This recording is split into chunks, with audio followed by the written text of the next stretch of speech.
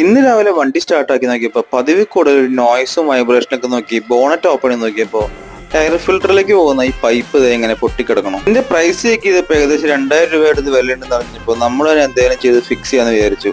അങ്ങനെ ഒരു waste PVC പൈപ്പിന്റെ 1.5 ഇഞ്ചിന്റെ പീസ് ഇതിനകത്ത് കയറ്റാൻ നോക്കിയപ്പോൾ അതൊരു നോൺ സ്റ്റാൻഡേർഡ് ആയിരുന്നു. നമുക്ക് കറക്റ്റ് ആയിട്ട് അതിനകത്ത് കയറുണ്ടായിരുന്നില്ല. അങ്ങനെയാണെങ്കിൽ അടുത്ത ഐഡിയ വെച്ചിട്ട് അതിന്റെ സൈഡ് ഫുള്ള് കട്ട് ചെയ്ത് ജസ്റ്റ് കൈ കൊണ്ടൊന്ന് പ്രസ് ചെയ്തപ്പോൾ അതിനകത്ത് കറക്റ്റ് ആയിട്ട് ഇത് സ്യൂട്ടായി. അപ്പൊ ഇങ്ങനെ സ്യൂട്ടായിട്ട് ലൂസായി കിടക്കണമെന്ന് വിചാരിച്ച് 2 ടെഫ്ലോൺ ടേപ്പ് അതിന്റെ 2 സൈഡിൽ അടിക്കാന്ന് വിചാരിച്ചിട്ട് ടെഫ്ലോൺ റോൾ എടുത്ത് 2 സൈഡും ടെഫ്ലോൺ ടേപ്പ് നല്ലൊരു 10-15 റോൾ 2 സൈഡും ചുറ്റി അതിനുശേഷം നമ്മൾ ഈ പൈപ്പിനകത്തേക്ക് ഫിക്സ് ചെയ്തപ്പോൾ ഒരു സൈഡ് കറക്റ്റ് ആയിട്ട് അതിനകത്ത് സ്യൂട്ടായി. അപ്പൊ അതിനുശേഷം കുറച്ച് ഭാഗം എക്സ്റ്റെൻഡ് ആയി നിൽക്കുന്നുണ്ടായിരുന്നു. ഈ ഭാഗമാണ് നമ്മൾ എയർ ഫിൽട്ടർ ബോക്സിന്റെ ഉള്ളിലേക്ക് കണക്ട് ചെയ്യാൻ പോണത്.